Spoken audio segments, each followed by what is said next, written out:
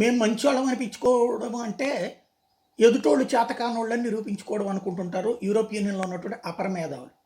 వీళ్ళ దేశంలో వీళ్ళ ముడ్డి మీద తంతేనేమో ఒక్కొక్కడికి నొప్పి వస్తుంది. ఎదురోళ్ళ దేశంలో ఎవడన్నా తనినా కూడా వీళ్ళు పట్టించుకోకూడదు. ఇజ్రాయెల్ మీద దాడి చేసిన హమాస్ తీవ్రవాదులు అయితే హమాస్ తీవ్రవాదుల మీద దాడి కోసం అది ఇజ్రాయెల్ వెళ్ళి గాజా మీద దాడి చేస్తుంటే, పాలస్తీనా మీద దాడి చేస్తుంటే మానవ హక్కులు పౌర హక్కులని పనికిమాలినటువంటి ఉపన్యాసాలు ఇస్తాయి. ఇప్పటికే వాళ్ళ దేశాల్లో తీవ్రవాదులను అట్టగే తెచ్చిపెట్టుకున్నటువంటి దిక్కుమాలినటువంటి దేశాల కింద మారిపోయినటువంటి యూరోపియన్లో ఉన్నటువంటి ఐర్లాండ్ ఇప్పుడు తీవ్ర ఆగ్రహం వ్యక్తం చేసింది.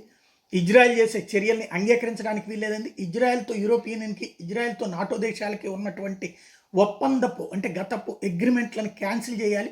దాన్ని మనం మిత్ర దేశంగా చూడకూడదు. దాంతో మనకు ఎట్లాంటి ప్రయోజనం లేదు. అది చేసేటటువంటి దుష్కృత్యాలకి మనం బాధ్యత వహించాల్సి వస్తుందని ఉపన్యాసాలు ఇస్తుంది. లైక్ ఇది కమ్యూనిస్ట్ దేశం లాంటిది అనమాట.